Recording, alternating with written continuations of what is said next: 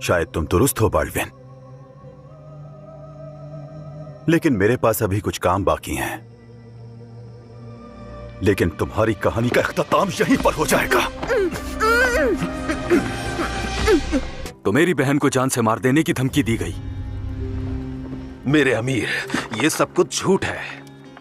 फिर इसने अपने जुर्म को छुपाने के लिए काजी फाजिल को मुजरिम साबित करने की कोशिश की, और इसी की वजह से आज हमारी फौजें आमने सामने हैं। सुलह दो बराबर कुव्वतों के माबैन होती है। सलीबियों ने तो महज खुद को बचाने के लिए धोखा दिया है। मेरे नजदीक इस सुलह की कोई हैसियत नहीं है। यकीनन चैटलियन भी मसला पैदा करेगा। वो अभी तो खामोश और पुरसुकून लगता है, लेकिन मुझे यकीन है कि मुसलमानों से इस होने वाले मुआहदे से वो नाखुश है। तुम्हारा वक्त खत्म हो गया।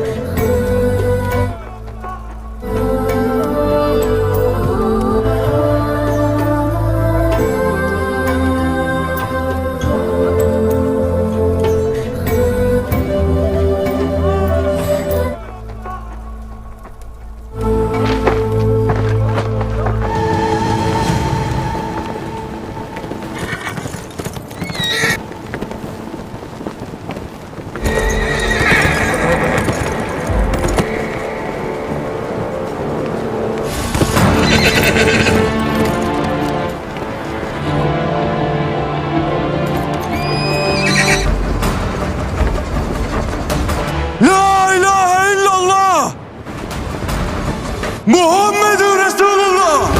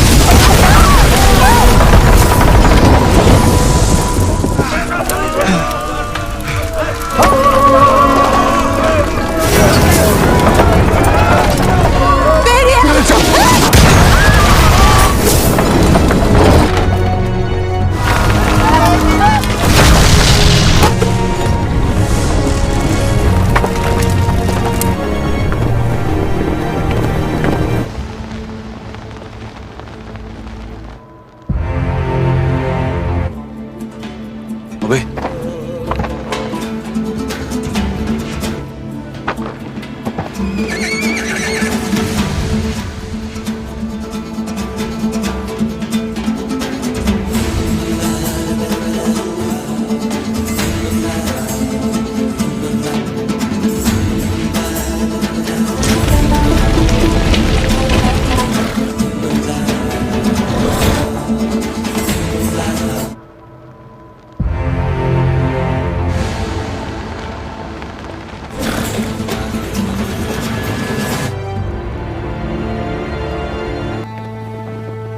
अल्लाह अकबर।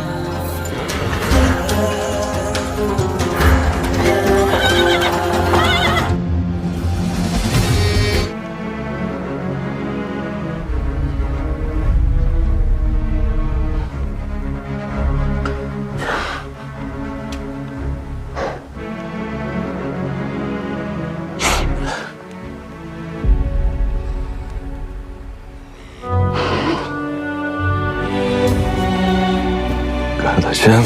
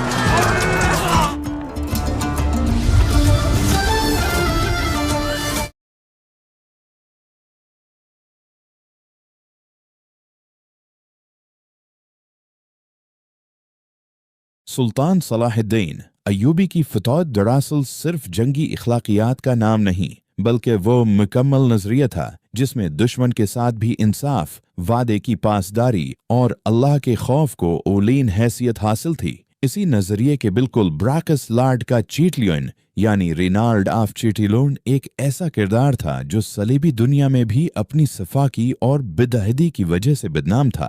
वह न सिर्फ मुसलमानों के तिजारती काफिलों पर हमले करता बल्कि हरमीन शरीफीन पर हमले के ख्वाब देखता था। इसने बहरे कुल्ज़म में मुसलमानों के बहरी जहाज जलाए और मक्का व मदीना की हरमत को ललकारा। ये वो लम्हा था जब सुल्तान सलाहुद्दीन ने दिल ही दिल में अहद किया कि अगर ये शख्स कभी उसके सामने आया तो फतूत और अदल की तारीख रकम होगी। मगर इस अहद के बावजूद सलाहुद्दीन ने जल्दबाजी नहीं की, क्योंकि वो जानता था कि जज्बाती फैसला एक फातिह को जालिम बना देता है। हतीन की जंग से पहले भी रिनाल्डो ने सुलह के माहिदों को तोड़ा, कैदियों को कत्ल किया और मुसलमानों के जज्बात को भड़काने की हर मुमकिन कोशिश की। उसके मुकाबले में सलाहुद्दीन का तर्ज अमल ये था कि वो दुश्मन को भी पानी फराहम करता, कैदियों के साथ हुस्न सलूक करता और जंग को आखिरी हल समझता।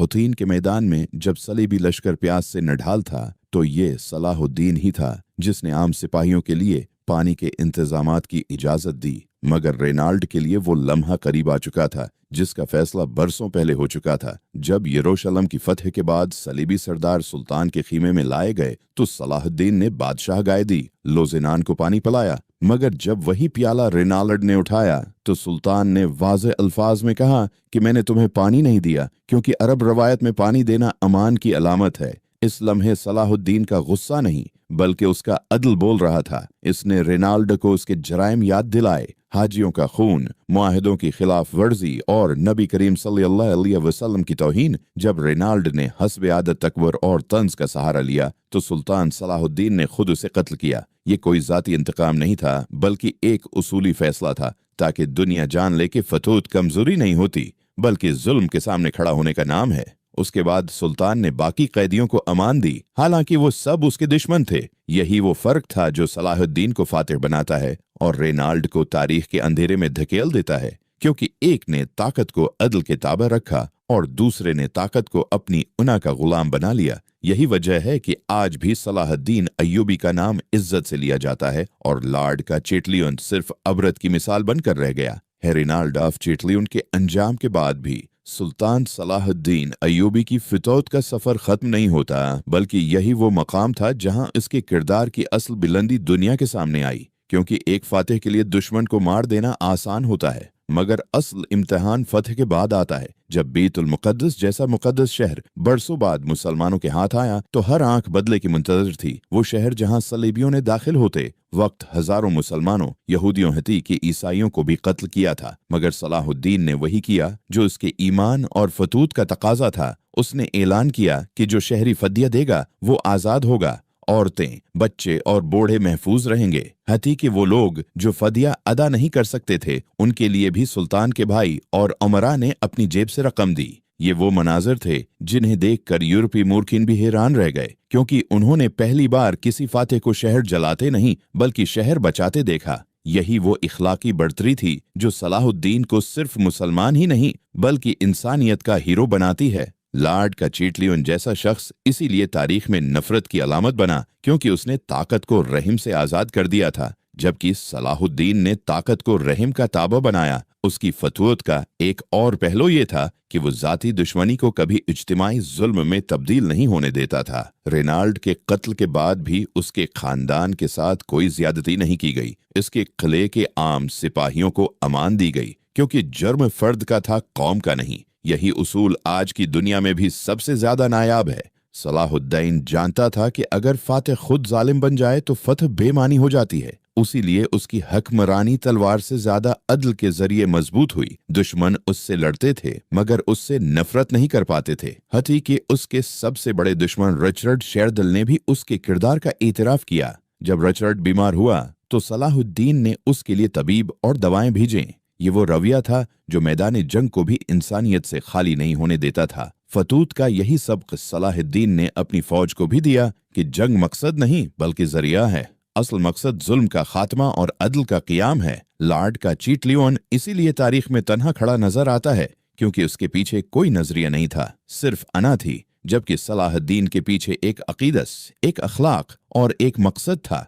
इसी मकसद ने उसे वक्ती फातिह नहीं बल्कि दायमी मिसाल बना दिया। आज भी जब ताकत और अखलाक के दरमियान इंतखाब की बात आती है तो तारीख खामोशी से सलाहुद्दीन अय्यूबी का नाम पेश कर देती है, क्योंकि उसने साबित किया कि फतूत कमजोरी नहीं बल्कि सबसे बड़ी ताकत है, और जो ताकत अदल के साथ खड़ी हो जाए वही असल फतह कहलाती है। सुल्तान सलाहुद्दीन अय्यूबी की फतूत को अगर सिर्फ लॉर्ड का चीटली उनके अंजाम तक महदूद कर दिया जाए तो यह उस अजीम किरदार के साथ नाइंसाफी होगी, क्योंकि असल फतूत वो थी जो रोजमर्रा हकमरानी में नजर आती थी। वो अपने दरबार में अमीर और गरीब के लिए एक ही कानून रखता था, काजी के सामने खुद को भी आम शहरी की तरह पेश करता, और अगर उसके खिलाफ फैसला आ जाता तो बुलत चौन और चरा कबूल करता। यही वो अदल था जिसने उसकी हुकूमत के सलाहुद्दीन अय्यूबी की फतूत का असल कमाल ये था कि वो वक्त के तकाजों के साथ कमजोर नहीं पड़ी बल्कि हर आजमाइश के साथ मजीद निखर कर सामने आई। क्योंकि अक्सर ऐसा होता है कि इक्तिदार इंसान को बदल देता है,